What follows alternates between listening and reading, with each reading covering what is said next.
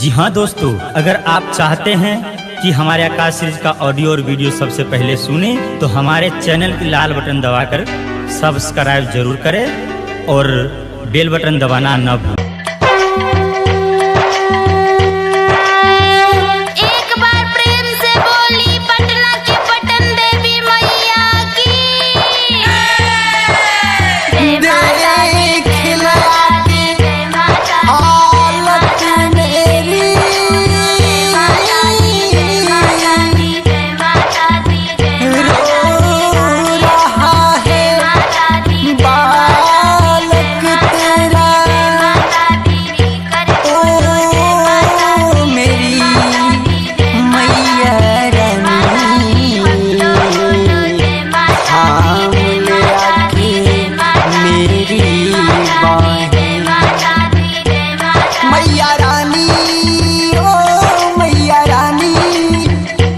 मैया रानी ओ मैया रानी, लागी है लगन तुझसे ही, लागी है लगन तुझसे ही, दुनिया में ना कोई मेरा, घिर गया है गम का घेरा, आया घर में छोड़ के।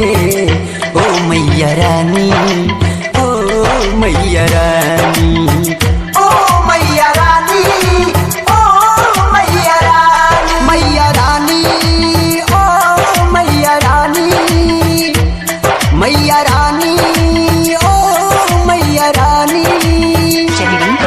रिकॉर्डिंग स्टूडियो उमा म्यूजिक परसागर केसरी बाजार।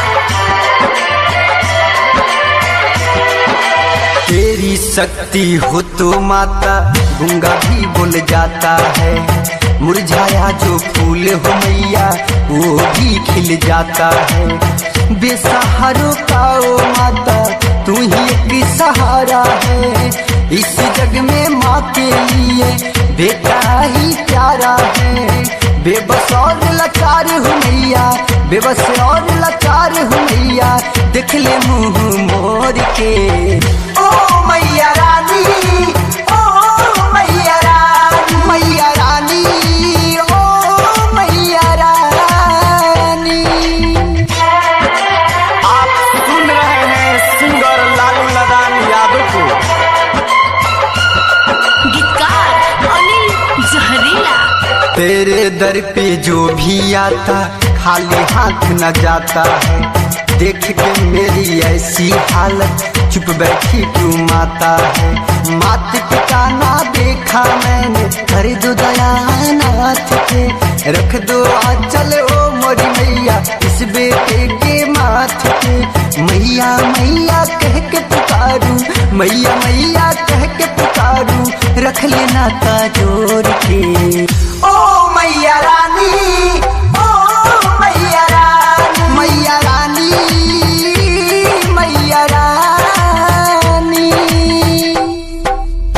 लागी है लगन तुझसे ही, लागी है लगन तुझसे ही, दुनिया में ना कोई मेरा, घिर गया है गम का घेरा, आया घर में छोड़ के। ओ मैया रानी, ओ मैया रानी।